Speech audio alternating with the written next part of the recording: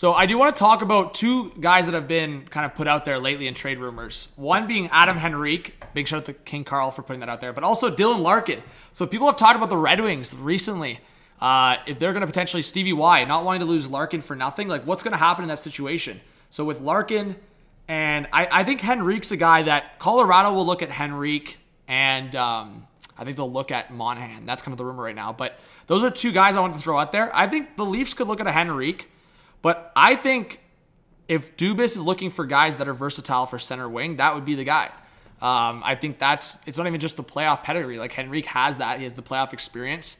And I think he's a guy you can rely on. But more so than that, I think the fact that you look at Henrique as an option to play wing or center, and he's had some pretty decent numbers. So I wonder if some teams, if they miss out on like those low-key options, like a Henrique, like a Monahan, like whoever, and then Horvat gets too expensive, O'Reilly gets too expensive. I wonder if the Larkin conversation comes up again.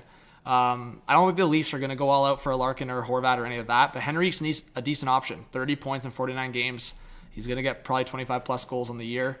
So I like that option. As I said, I would see Larkin. If there was a trade for Larkin, and I don't know if the chat wants to help me out, but I do think there's a few teams that would probably stay away from Horvat in the Canucks situation if the price gets too high, and then talk to a Stevie Y. If I had to throw a team out there, like the Colorado Avalanche are staring at me in the face, like, again, but a hot take team that I feel like they'd have, like Detroit would want what they have, is actually the Dallas Stars. I think it's kind of funny. I think the Stars are probably that team that's going to stay under the radar.